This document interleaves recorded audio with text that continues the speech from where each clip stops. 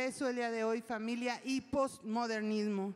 En este momento voy a presentarles primero a nuestra queridísima amiga que nos ayuda con el lenguaje signado. Hola, saludos. Tenemos lenguaje signado y también tenemos aquí compañeros sordos que nos acompañan, también dan la batalla cultural. Hoy, en esta tarde, tengo el honor de presentarles a Raúl Tortolero. Raúl Tortolero nos habla, pero de política. Está fuertísimo en Twitter y está presentándonos su nuevo libro, La Contrarrevolución.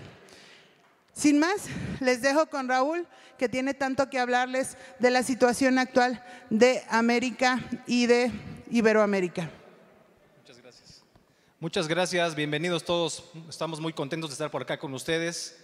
Es la primera vez que estamos como ponentes en este templo, un lugar muy especial, y agradezco también la presencia de nuestros compañeros, de Agustín Laje y de Jorge Aguiñaga. Muchas gracias. Gracias sobre todo a ustedes que están aquí. Pues bueno, si podemos si me ayudan con las diapositivas, muchas gracias. Bueno, yo lo que quiero platicarles es que escribí este libro, La Contrarrevolución Cultural frente al marxismo posmoderno. Primero quiero decir, ¿por qué le pusimos contrarrevolución? Me preguntan mucho, ¿por qué contrarrevolución? ¿Qué quisiste decir con eso de contrarrevolución? Bueno, básicamente nos queremos oponer a dos revoluciones. Uno, a la Revolución Francesa de 1789, sobre todo por una cosa. No digo que no haya tenido cuestiones positivas, pero sobre todo por una cosa, porque emprendió una lucha contra el cristianismo. Quiso despojar a la política, quiso despojar a la vida social de todo carácter religioso, de toda connotación religiosa. Inclusive los revolucionarios franceses en algún momento fueron a la catedral en París de Notre Dame y quitaron a la Virgen de su pedestal donde estaba y pusieron a una prostituta disfrazada como la diosa griega de la razón.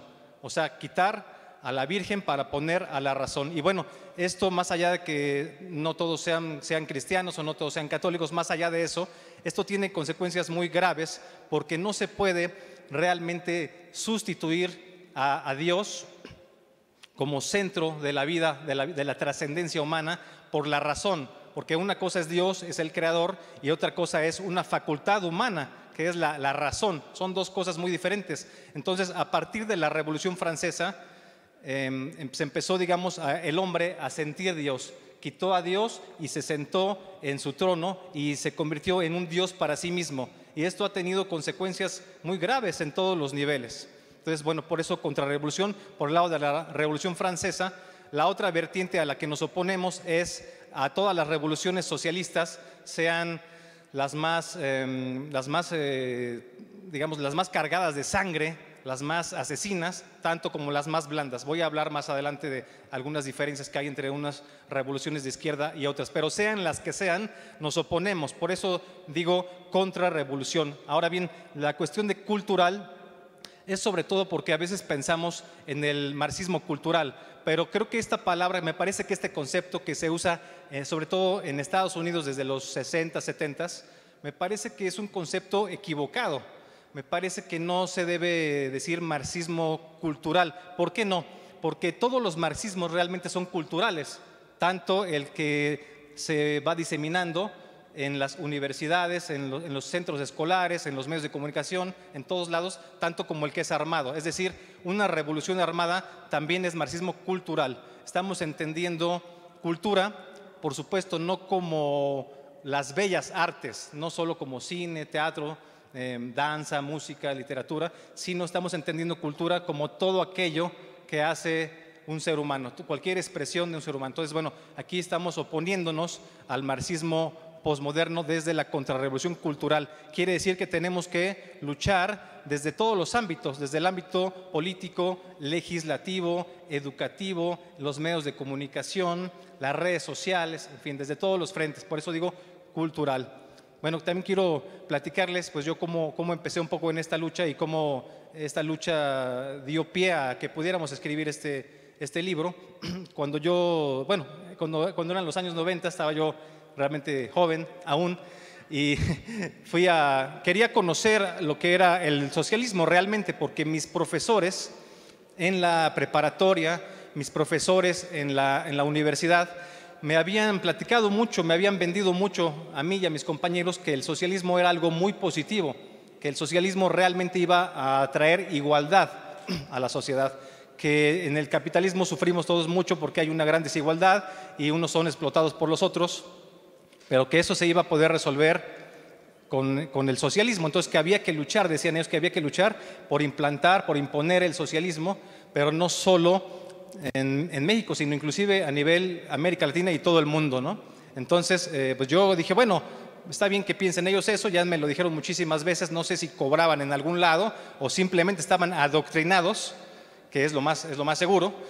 Y pues yo dije, bueno, pues voy a darme una vuelta a Cuba, voy a conocer Cuba. Es un país, digamos, que está cercano y donde hay socialismo desde 1959, que triunfa la revolución con Fidel Castro y los demás barbudos. Bueno, realmente ahí ya tuvieron tiempo, ¿no? Entre el 59 y los años 90 ya habían pasado décadas, ya habrían tenido pues tiempo de desarrollarse como sistema político social para dar estos frutos, ¿no? Entonces yo quise ir a darme una vuelta por allá. Entonces lo que hacía yo es que juntaba dinero, trabajaba aquí en México y una vez que reunía alguna cierta cantidad de dinero, viajaba para allá, para Cuba, pero no llegaba como turista, porque realmente en Cuba se monta el turista en una burbuja, ¿no? O sea, está en un autobús bonito y lo llevan a Varadero, a los mejores hoteles y lo llevan al Tropicana y ya tienen el show como muy montado de manera que está totalmente separado de la realidad social.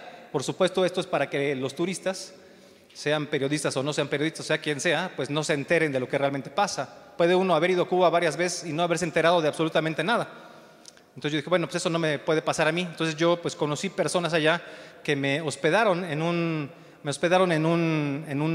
solar, que es una vecindad donde había 16 habitaciones, 16 cuartos, en cada una vivía una familia, había un solo baño para todos. Y pues con el dinero que yo llevaba, pues trataba de que fuéramos a comprar algo de comida al mercado agropecuario, así se le llama por allá, un tipo de mercado, es decir, no el mercado, no los lugares donde compran los turistas o los ricos de Cuba, que son los del gobierno, por supuesto, ¿no? Recordemos que en el socialismo pues solamente hay dos clases sociales, las de los gobernantes, que son los ricos, y si no me creen, revisen cómo Fidel Castro logró reunir $900 millones de fortuna personal, y eso es lo que se sabe de él. Quién sabe lo que no se sabe, y esto no lo digo yo, lo dice la revista Forbes. Entonces, bueno, la casta de los ricos es la de los gobernantes. Esto se repite en cualquier país socialista, no nada más en Cuba. Y bueno, los demás, pues la otra clase social es los pobres, toda la gente común y corriente. Y entonces, pues yo me di cuenta que había grandísimas carencias, no había alimentos. Se supone que el gobierno debe de proporcionar alimentos a la gente y nunca hay, ¿no? Les dan a las personas una tarjeta de racionamiento para que vayan a conseguir huevo o pollo y nunca hay nada, ¿no? Siempre está todo vacío, todos los anaqueles están vacíos. Entonces, bueno, también hay una gran carencia de insumos para la cotidianidad. No hay toallas sanitarias para las mujeres, no hay pañuelos desechables, no hay servilletas, no hay algodón, no hay tampoco playeras, no hay fábricas, no hay donde comprarse pantalones. O sea, hay graves carencias.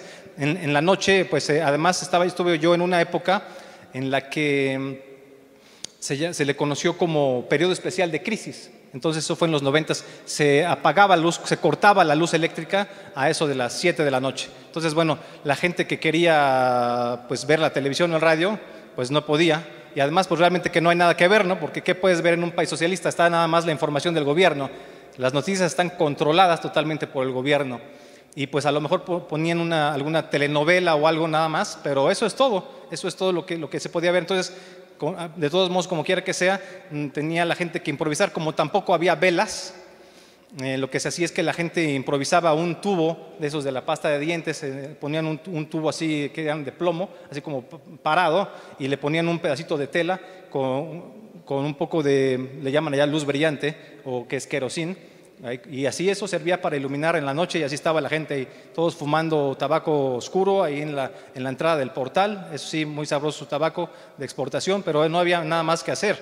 Las filas para, como dicen allá, para coger la guagua, que es subirte al camión, larguísimas, podían ser filas de 2 cuadras, ¿no? La gente se ve realmente muy molesta, ¿no? Y también es un mito, por ejemplo, que sean una potencia médica, ¿no? Eso creo que es realmente un mito que han construido con el tiempo a través de la propaganda.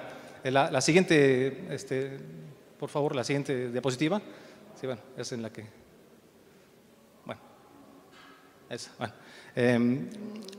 No es un mito que Cuba sea... No, estamos bien en la anterior, en la de Cuba, gracias.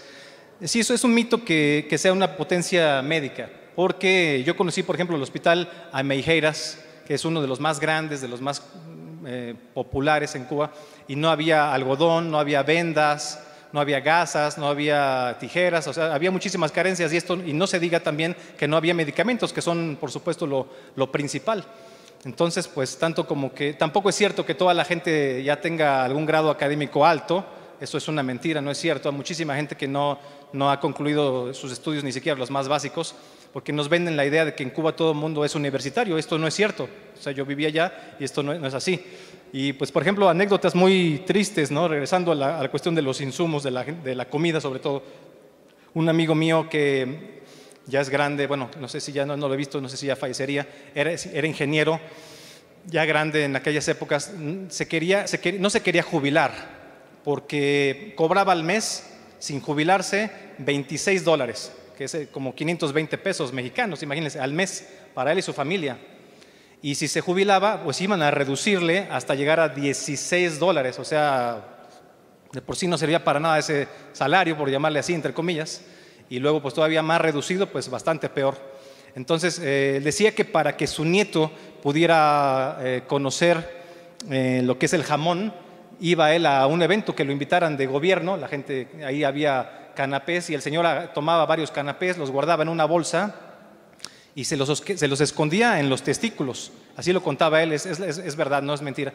Y ya pues después iba a su casa y sacaba esos canapés que tienen un cuadrito de jamón, y esos cuadritos de jamón que había juntado se los daba a su nieto para que pudiera conocer el jamón, porque de otra forma era imposible, no había el dinero, no había manera, ¿no? O sea, una situación de veras preocupante. Y que a mí quiero decir que me tocó ver a abuelitas, uno pensaría que las abuelitas le dirían a sus nietas que no salieran a prostituirse, sería, digamos, lo que uno esperaría, lo normal. Pero no, allá me tocó conocer a varias abuelitas que decían, está bien que salga a resolver. Resolver es un término muy cubano que significa pues conseguir dinero, ¿no? Conseguir fula, que es como le dicen a los dólares, o guaniquiqui, como le dicen al dinero. Que salieran a resolver las muchachas, porque de eso dependía que comiera toda la familia, ya no nada más las muchachas. Además, dentro de una vertiente de prostitución que se llama jinetear, que no es nada más una relación de un momento, sino que es quedarse con la persona desde que llega hasta que se va, de manera que pueden conseguir que les inviten más veces a comer, que les compren más cosas, y a lo mejor hasta que se enamore la persona de ellas y puedan salir del país y ya vivir una vida diferente. Es una cuestión realmente trágica. Esto fue, pues a grosso modo, esto fue lo que yo conocí del socialismo, ¿no? Y por supuesto, pues para no hacer tan largo el capítulo de Cuba, regresé a México pues realmente con los ojos muy abiertos, pues sabiendo que había que luchar contra estas personas mentirosas que por alguna razón en las universidades mienten descaradamente. No sé si cobren o por qué mienten, pero definitivamente el socialismo no lo conocen. Si hablan así del socialismo es porque no han ido a un país socialista. También conozco Nicaragua y tuve un problema ahí, en fin. Bueno, es para otra ocasión. La siguiente, por favor. Bueno, en Cuba, diría yo, digamos, regionalizando el marxismo, que se aplicó, digamos, el marxismo clásico. Ya ahorita todos estamos en el marxismo posmoderno, diría yo, todos, por la época ya no hay un marxismo clásico. Pero ¿qué es el marxismo clásico? Es básicamente, a muy grosso modo, el llamamiento que hace Marx y Engels, que hacen los dos en el Manifiesto Comunista de 1848, a que los pobres del mundo se unan, es decir, los obreros y los campesinos, por ahí, por eso es en la bandera comunista, el martillo y la hoz, los obreros y campesinos, los pobres del mundo, los proletarios, los llama Marx a que se adoctrinen, que realmente lo que significa adoctrinarse es adquirir un odio contra los dueños de los medios de producción o los burgueses o los ricos, ¿no? O sea, adquirir odio. Recordemos que Marx es el padre del odio y el padre del resentimiento, siempre dividiendo a la sociedad, unos matándose con los otros, nunca llamando a la unidad, nunca llamándolo. Y esto, ahora que veamos también en un momento lo que es el marxismo posmoderno, con mayor razón se sigue dando esto, y por eso el marxismo es transversal a todas las luchas actuales. En el marxismo clásico, pues bueno, finalmente se llega al poder con las armas, ¿no? Ya adoctrinada la gente, los pobres, los proletarios del mundo, tenían que dar el siguiente paso a una revolución armada. En esta revolución armada se trataba de eliminar a los ricos y poder imponer una dictadura del proletariado, que dicho sea de paso, y siempre lo digo, nunca ha habido una dictadura del proletariado.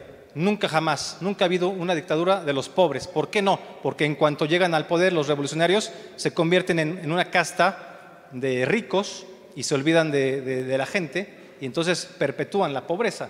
En cambio, lo que sí ha habido es dictaduras socialistas sí ha habido muchas, eso sí, pero nunca han sido de los pobres, ¿no? Siguiente lámina, por favor. Bueno, en el marxismo posmoderno, digamos, el sujeto revolucionario ya no es el mismo que en el marxismo clásico. En el marxismo clásico decíamos que era el pobre. En el marxismo posmoderno el pobre ya no es el sujeto hegemónico, ya pasa a ser uno dentro de muchos sujetos, pasa a ser uno más dentro de los otros sujetos que, por ejemplo, son el feminismo, diría yo, el supremacismo feminista, porque yo los conceptúo como supremacismos: el supremacismo feminista, el supremacismo negro, el supremacismo indigenista, el supremacismo de la bandera LGBT, el supremacismo ecologista, el supremacismo animalista. Todas estas son las nuevas luchas, las luchas de la posmodernidad, del marxismo posmoderno, donde los pobres ya son una lucha más, ya no son la principal. Aquí vemos en esta fotografía al señor Gabriel Boric, que ustedes deben conocer, es el presidente electo, ya en unos días va a tomar protesta como presidente de Chile. Es un ejemplo de marxismo posmoderno totalmente, ¿no? Y aquí hay una cuestión de enfrentamiento entre un marxismo, el clásico, y el posmoderno. Si Fidel Castro hubiera conocido a este señor, a lo mejor hasta lo mandaba a fusilar, porque Fidel Castro era un tipo machista, además, y era un homófobo, ¿sí? Y en cambio el señor Gabriel Boric ha dicho que ha experimentado con otros compañeros, hombres, ¿no? O algún compañero, no sé si sea en plural, y ahora ya tiene una novia, una polola, como dicen por allá, que va a hacer las veces de primera dama. Este señor Gabriel Boric se dice a la izquierda, se define a la izquierda del Partido Comunista, pero al mismo tiempo, o sea, el Partido Comunista se le hace poco a la izquierda, él quiere ir más a la izquierda, y al mismo tiempo suscribe pues toda esta agenda del progresismo. Ya sabemos que es el aborto, el feminismo, la cuestión de la supuesta diversidad sexual. Qué curioso que en la bandera de la diversidad sexual, dicho sea de paso, estén representadas muchas cosas menos la heterosexualidad. Como que se les olvidó, ¿no? O sea, creo que todavía es una mayoría el heterosexual, pero yo no veo que yo no me siento representado en la supuesta diversidad. No sé ni por qué le llaman así. Siguiente lámina, por favor. Gracias. El progresismo, vamos a decir que es como la ideología oficial del globalismo, ¿sí? Y aquí vemos en esta lámina, pues algunos de sus principales representantes. Sería muy largo, pues sería muy difícil poner a todos ahí amontonados, pero vemos a los Obama, esposa de Obama. Vemos a Joe Biden, el presidente de Estados Unidos, Soros, los Clinton, Bill Gates, Andrés Manuel, aunque no lo crean, ya se subió, ya dejó de ser, digamos, un socialista así normal y todo, ya se subió a la cuestión del globalismo rojo totalmente. Él está articulando muchísimas cosas, voy a hablar de eso un poco más adelante. Y vemos también al secretario general de la OMS. Entonces, el progresismo, siguiente lámina, por favor. Bueno, aquí hubo un brinco ahí, bueno. De los supremacismos socialistas ya me había referido hace un momento, como el supremacismo feminista. Entonces voy a explicar, por ejemplo, ¿por qué supremacismo feminista? Una mujer que es feminista se siente superior a las demás mujeres, a las mujeres comunes y corrientes, porque dice que son esclavas del Papa, o bueno, son cristianas, de los pastores, son esclavas de la religión, son esclavas del hombre, son esclavas de Dios, el Papa, los sacerdotes, los pastores, el papá, el novio y los hijos. Y aquí, cuando digo hijos, sea el sexo que sea, por eso las abortan, ¿no? Ese es el supremacismo feminista. Entonces ellas se sienten liberadas, son superiores, ven a la mujer común y corriente como inferior, porque ya no nada más es la lucha de las mujeres contra los hombres en el supremacismo feminista, sino también de las supremacistas feministas contra las demás mujeres, a quienes ven como cosa de segunda, ¿no? Entonces, todas estas instituciones que menciono son la esclavitud para ellas, y ellas ya se sienten liberadas, ya están más allá de Dios, más allá de todo, más allá de la religión, más allá del matrimonio, más allá de todo. No sé qué quede después de todo esto, después de abolir todo esto. Yo lo que veo es que queda un narcisismo tremendo y sobre todo un hedonismo criminal, un hedonismo realmente criminal. Y esto es una herencia también, no solo del marxismo, sino también de la Revolución Francesa. Vemos que todavía queman iglesias, estas feministas, en fin. Bueno, siguiente lámina, por favor. Perdón, regrésate un momento. Otra cosa, en el supremacismo indigenista, que espero ir bien de tiempo, en el supremacismo, indigenista, vemos como, por ejemplo, en México se maneja mucho, pero además desde el gobierno, vemos al señor Andrés Manuel López Obrador usando el logotipo de Quetzalcóatl, que es un dios pagano, es un dios azteca, como logotipo oficial del gobierno con nuestro dinero, con el dinero de nuestros impuestos. Se supone que en un estado laico, hay una, digamos, no puede haber una religión oficial. Hasta ahí vamos bien, porque tampoco significa que no podamos hacer actividades religiosas en la calle. Esto es ridículo. Sí podemos hacerlo y lo vamos a hacer. Eso es parte de nuestra contrarrevolución cultural. Entonces, en el indigenismo se defiende, por ejemplo, en México a los aztecas, ¿no? Pero no veo que hablen a nombre de ninguna otra de las etnias, que son más de 60. ¿Por qué nada más defienden una? Se supone que son antiimperialistas, estos izquierdosos, ¿no? Entre ellos López Obrador. Se supone que son antiimperialistas, pero no cuando se trata del imperio azteca. Entonces sí, no, entonces le dicen al Papa que pida perdón, al rey de España que pida perdón, y que él está en resistencia que él forma parte de la resistencia de 500 años. Hágame el favor. El señor presidente de México, pues es nieto de un español que nació en Cantabria. No sé por qué ande refrendando estas luchas, pero son supremacismos de izquierda marxistas. Ahora sí, sería largo extenderme en los demás supremacismos. En el libro vienen más detalladamente. La siguiente, ahora sí. Decíamos del progresismo. El aborto, por supuesto, es un arma para deconstruir a la sociedad en sus valores, en los valores fundacionales de Occidente, ¿no? El aborto destruye de muchas formas. Ustedes ya han oído hablar mucho de esto. Es una de las cuestiones que trae, no solamente como control de la natalidad, sino también como una forma de destruir, porque destruye muchas cosas, destruye la pareja. ¿Cuántas parejas que se ven envueltas en un aborto finalmente terminan? Destruye mucho a la mujer a nivel psicológico, puede ser que a nivel físico, pero además, al primero que destruye pues es al niño, al bebé que viene en formación. O sea, esto es lo primero que destruye. Entonces es un arma para estar degradando los valores de Occidente, que son los que debemos de defender. Siguiente lámina, por favor.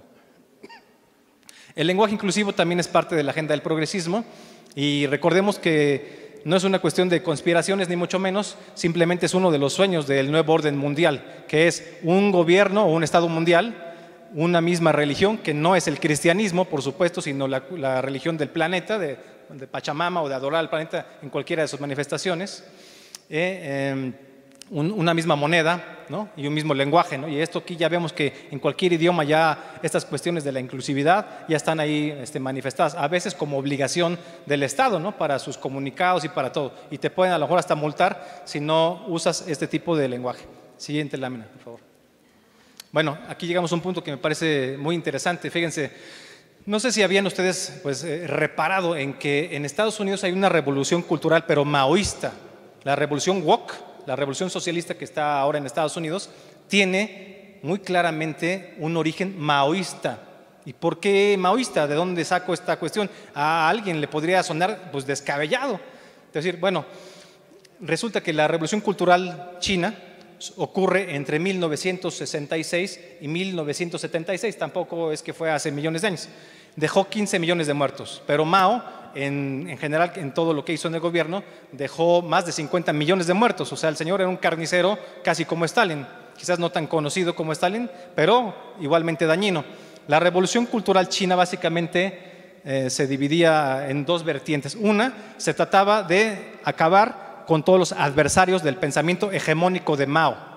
Esto es, los derechistas, los campesinos ricos, cualquier tipo de adversario había que destruirlo, ya fuera golpeándolo, ya fuera metiéndolo preso o inclusive asesinándolo. Y veíamos como los guardias rojos, que eran muy jovencitos, todos a las órdenes directas de Mao, pues inclusive llegaban a matar a sus papás, llegaban a matar a sus hermanos, a gente de su familia, porque para ellos estaba por encima de la familia y por encima de las relaciones sociales cercanas la ideología de Mao, lo que Mao decía, el pensamiento hegemónico. Aquí vamos tomando nota, nota de las pistas que nos va dejando la revolución cultural china. Bueno, eso es en una vertiente, ¿no? La otra vertiente de la revolución cultural china era acabar con la religión, borrar totalmente la religión, borrar las costumbres ancestrales, las tradiciones milenarias, que además en China pues son realmente muy importantes, o sea, es una cultura muy fuerte. No estoy hablando del gobierno, ni mucho menos del Partido Comunista de China, estamos hablando simplemente de la revolución cultural. Entonces, estas características, siguiente lámina por favor, estas características las vemos en Estados Unidos, quizás no con guardias rojas, o sea, no exactamente digo que la revolución que sucede en Estados Unidos, la revolución woke, tiene connotaciones maoístas, es maoísta. Y esto vamos a ver un poco más adelante que tiene fondo geopolítico, porque no vamos a pensar que en Estados Unidos está teniendo lugar una revolución woke con tintes maoístas y que no tiene nada que ver China en esto, que no tiene nada que ver la hegemonía china. Por supuesto que sí tiene que ver, de una forma u otra. Y si no, como quiera sale beneficiada. La beneficiaria directa de lo que sucede en Estados Unidos, de esta destrucción de valores, es China, por supuesto. Digamos, China ya es, en este momento ya es una hegemonía económica, ya lo es, pero está construyendo su hegemonía militar y también, por supuesto, está construyendo su hegemonía cultural y le conviene, por supuesto, a esta dictadura feroz que es China, le conviene tener hincado a Occidente, le conviene tenernos de rodillas, sin valores, sin Dios, sin familia, sin identidad o con identidades líquidas, como diría Bauman, ¿no? Todo esto es la cultura de la cancelación. La siguiente, por favor. Por supuesto, Joe Biden colabora mucho con todo este propósito. Donald Trump, ha dicho que Joe Biden está vendido a China. Me parece que en cierta forma pues tiene toda la razón, porque, y no hablo por los negocios de su hijo que están por aquí por allá con China, sino porque no está haciendo nada, absolutamente nada, para evitar esta destrucción de los valores. Al contrario, si el señor financia el aborto, paga, por ejemplo, a estos de Planned Parenthood, los financia, bueno, y a otras muchas organizaciones, cuando surge en Texas una iniciativa para que el aborto, en cuanto tenga latidos el niño, ya no se pueda realizar, todo enojado el señor Joe Biden, como si, no sé por qué le molesta, se supone que es católico, él se dice de a sí mismo católico, pero no tiene ni una gota de católico este señor, está contribuyendo a la decadencia de Occidente. Siguiente lámina. Por supuesto, el Partido Demócrata al que pertenece Joe Biden también tiene mucho que ver con esto, tiene que ver con esta agenda de la cuestión de la transexualidad desde la infancia, con el supremacismo negro, una identidad, una cercanía con, diría yo, expresiones terroristas como Black Lives Matter o como Antifa sobre todo, y realmente es el socialismo, ¿no? Vemos gente como esta señora Alexandria Ocasio-Cortez, socialista, así ya sin esconder la mano, son socialistas y así lo dicen descaradamente. Ese es el Partido Demócrata, no creen que tiene nada de demócrata. ¿Qué puede tener de demócrata un partido como este que está afectando los valores tradicionales? No hay un respeto, ni siquiera, ya no digamos a los valores de Occidente, que suena muy amplio, sino a los valores de los padres fundadores del propio Estados Unidos. Se están contradiciendo totalmente, ¿no? Poco les falta para acabar con la propiedad privada. Propone una de sus fichas en la Casa de Representantes, esta señora Alexandria Ocasio-Cortez, propone quitarle los fondos a las policías. O sea, sería el auge del crimen. Para algo están los policías ahí, creo que son muy útiles en una sociedad. Nos gusta el orden y nos gusta la ley. Bueno, siguiente lámina. Por supuesto, en esta construcción colaboran los medios grandes, el mainstream media, esos que están ahí y otros muchos más, y no nada más, por supuesto, en Estados Unidos, sino en América Latina, por supuesto también en México, en todos lados están. Tienen una agenda de globalismo, es decir, tienen una agenda progresista. La siguiente, por favor. También colaboran en esto, por supuesto, las empresas del Big Tech, las redes sociales, que tienen normas comunitarias que realmente son metaconstitucionales. Están por encima de cualquier constitución nacional y imponen un criterio de cancelación. El caso más notorio, más obvio, es el de Donald Trump, que fue excluido de todas estas redes sociales, pero también muchísimos más conservadores junto con él. Lo bueno que ya existe Gather, que es una red alternativa de Jason Miller, quien fue asesor de Trump, buen amigo, y también la nueva, la de Truth Social de Donald Trump, que está por estrenarse. Son alternativas. Siguiente lámina. Bueno, pues todo esto que decíamos del Partido Demócrata, toda esta agenda que tiene, ha generado un movimiento que se llama Latin Exit. Significa básicamente que hay 60 millones de latinos, de hispanos en Estados Unidos. 15 más o menos, quizás más de, quizás 20 son mexicanos. Muchos están en California. El voto es como de inercia. Me voy a vivir para allá y pues voto por el Partido Demócrata, pero finalmente la gente va buscando un mejor nivel económico y también mucha gente va huyendo del socialismo y lo primero que llegan a ver a Estados Unidos es socialismo y una agenda tremenda que atenta contra su familia y sus valores y su religión. Entonces los latinos en México como en Estados Unidos y en todos lados, más o menos hay un 80% de cristianos en nuestras sociedades. Es decir, votar por el Partido Demócrata ya es una cuestión increíble. Por eso el Latin Exit, es decir, dejar de votar de forma inercial por el Partido Demócrata y empezar a votar por el Partido Republicano. No hay más opciones. El Partido Republicano que realmente pues sí está defendiendo los valores tradicionales de Occidente. Y lo podemos ver, empezando por la libertad de expresión, lo podemos ver en el caso del movimiento MAGA. Siguiente, por favor. Ahora bien, hay una alineación de todas las izquierdas en América Latina. No crean que es como hace muchos años como que cada quien andaba un poco separado. Ahora no. Aquí podemos ver a Xiomara Castro de Honduras, que dice que es marxista, pero bolivariana, pero además también es feminista y también es pro aborto. Y eso es en Honduras, ¿no? Ahí estuvo Kamala Harris en la toma de protesta de esta señora, para que vean cómo está todo hilvanado. Y ahí vemos a Biden, vemos a Lula, que por cierto andaba por aquí estos días y fue recibido Lula como jefe de Estado. Estuvo con el presidente, estuvo en el Senado, estuvo en la Cámara de Diputados. Quisiera que invitaran a Bolsonaro, el presidente real de Brasil, para ver si le dan el mismo tratamiento, ¿no? Aquí hay una cuestión ideológica que está por encima de la institucionalidad. Vemos también a gente de España, Pablo Iglesias de Podemos, el presidente inclusive también del PSOE, presidente de España, que es del PSOE, Xi Jinping, en fin, toda una serie de personajes que van trabajando en conjunto. Siguiente. Bueno, aquí llegamos al presidente de México. Ha hecho un trabajo realmente fuera de lo común en estar articulando a todas las izquierdas del continente, sobre todo a través de la CELAC. La CELAC es la Comunidad de Estados Latinoamericanos y del Caribe, que se funda en 2010. Pero ahí esa institución está totalmente tripulada por la ideología de izquierda. Y esto lo hizo López Obrador mientras fue presidente de la CELAC en 2020 y 2021.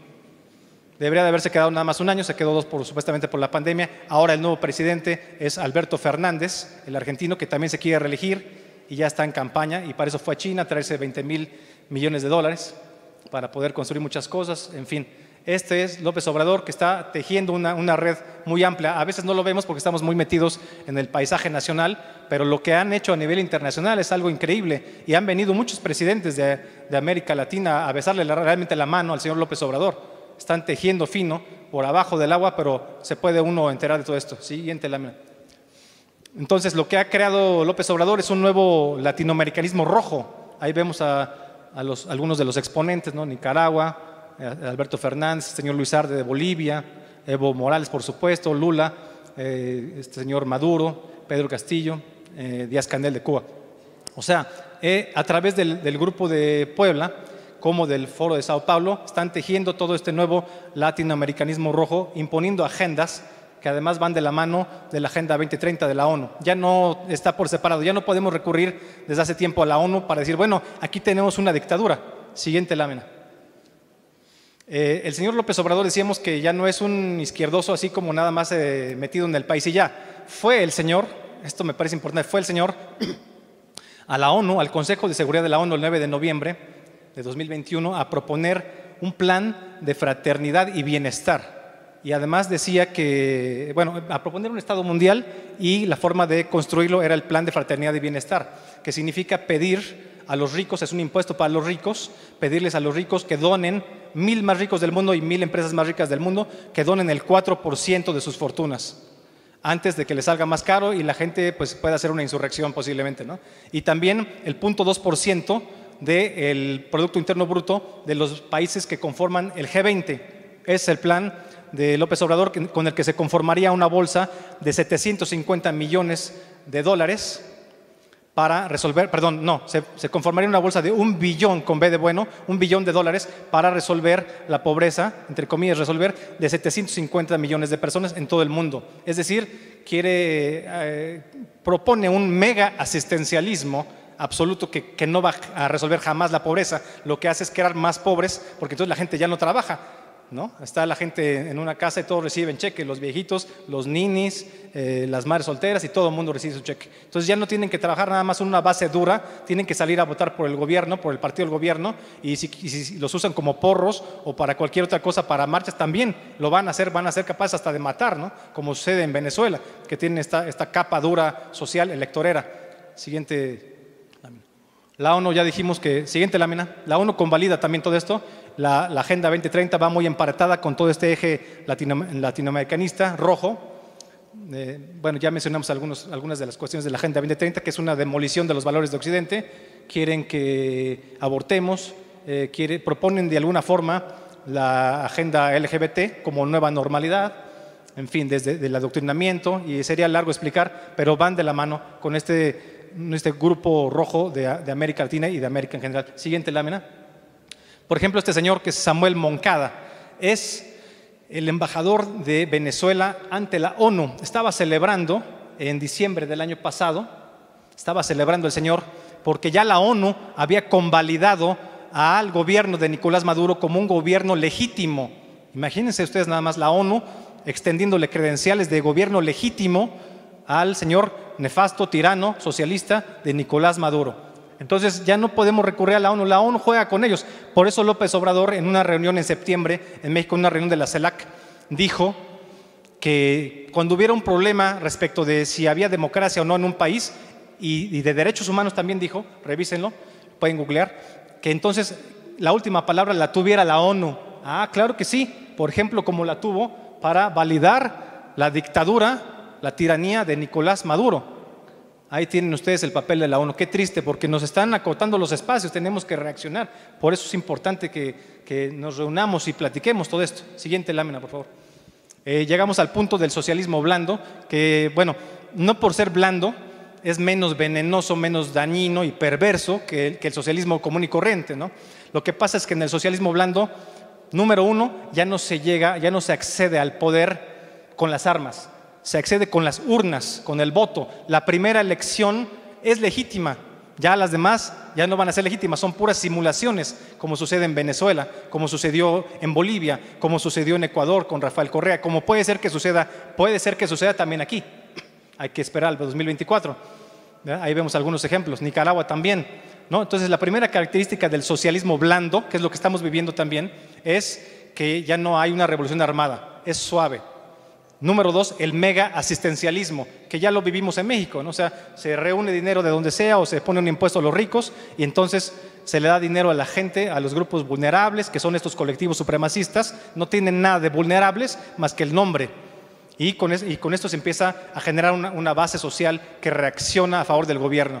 Número tres, que se militariza, pero no nada más la seguridad pública, sino también se militariza el servicio público, como vemos en México.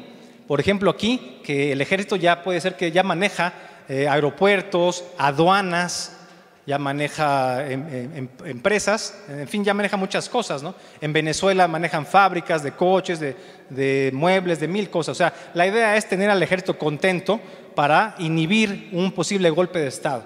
tenerlo del lado del gobierno, cosa que está muy mal, porque en una democracia verdadera tendría que haber una separación, por supuesto, ¿no? Una separación, una autonomía del ejército. No puede estar nada más cuadrándose con el gobierno, con el partido gobernante, ¿no? Entonces, es un guión que ya también viene de Venezuela. Y también otra de las cuestiones es que están derruyendo todos los organismos autónomos, como lo podemos ver en México. Ya nada más falta el INE. Ya la Comisión Nacional de Derechos Humanos ya está totalmente tripulada, ¿no? Desde hace mucho tiempo. ¿Qué otra cosa? Bueno, la división de poderes también se diluye.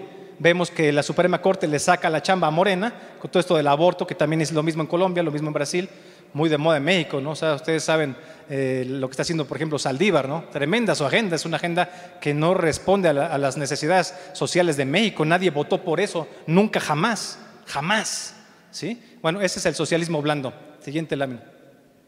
Ya hablamos del Grupo de Puebla, se funda en 2019, agrupa sobre todo a liderazgos a nivel personal de toda América Latina, pero aquí también incluyen a gente de España, por ejemplo, ¿no? Siguiente lámina. La CELAC ya dijimos que se fundó en 2010. Esto es una cuestión entre gobiernos, pero está totalmente tripulada. Además, la fundó Chávez, para que se den una idea, ¿no? Está totalmente tripulada por el pensamiento de izquierda. Siguiente lámina. El Foro de Sao Paulo ya lleva, sí, para que vean, ya tiene muchos años trabajando, desde que cae la URSS en el 91, luego se agrupan Fidel Castro, que es uno de los fundadores, Lula da Silva y otros más, también gente de México, se agrupan y trabajan desde el 91 por una agenda de izquierdas. Y ahora han incluido todas las nuevas agendas del progresismo, o sea que es el marxismo posmoderno, ¿no? Nos lleva mucha ventaja, porque ¿dónde está el equivalente de esto de la derecha o del conservadurismo, de los valores? No existe. Estos señores nos llevan ventaja, por eso tenemos necesidad de ir creciendo, de avanzar. Siguiente. Y bueno, este año ya hubo elecciones en Costa Rica, va a haber elecciones en Colombia. Esperemos que no gane el señor Gustavo Petro, todos contra el señor Gustavo Petro. En Brasil esperemos que no gane Lula, que pues vino aquí quizás para que lo financien, no sé para qué vino. A lo mejor pasó la charola ahí con el gobierno, no lo sé, ¿no? Pero fue recibido como un héroe. Y tenemos elecciones en Estados Unidos, son las intermedias. Ahí sí se los firmo que no gana el Partido Demócrata, porque hay un movimiento pesado de 775 millones de gentes que están con MAGA. Ahí va a ganar el Partido Republicano. Siguiente lámina. Y bueno, finalmente decir que el socialismo blando le afombra el camino a la hegemonía del Partido Comunista de China. Vimos un ejemplo muy concreto con la visita de Alberto Fernández, el presidente argentino, a China. Primero fue a Rusia y le dijo: Putin, aquí en Argentina, vente, aquí va a ser la entrada para toda América Latina, es tu casa. Y luego fue a China, depositó flores en el mausoleo de Mao Zedong, que ya dijimos qué tipo de persona era, y que además eso excede el protocolo, porque ¿por qué tiene que dejar flores en el mausoleo de un asesino? Pero se trajo $20 millones para hacer una central nuclear, para hacer una central termoeléctrica y muchos proyectos más. Esto le va a servir para inyectar dinero en su economía y así poder reelegirse. Al menos así es mi análisis. Es decir, el socialismo blando en general le está abriendo la puerta a China. A China le conviene que haya regímenes totalitarios. Bueno, no totalitarios, digamos tiranos. Regímenes tiranos, porque hacen un acuerdo con un dictador y este dictador se queda 30 años. No tienen que estar cambiando acuerdos. Son inversiones muy fuertes las que hace China. $20 mil millones en un país no es cualquier cosa. Además que toda América Latina le debe mucho dinero a China, empezando por Venezuela. Bueno, siguiente lámina. Y bueno, aquí ya pasamos a nuestro cierre, porque ya tenemos el tiempo un poco encima. La Agenda España es un contrapeso de la Agenda 2030.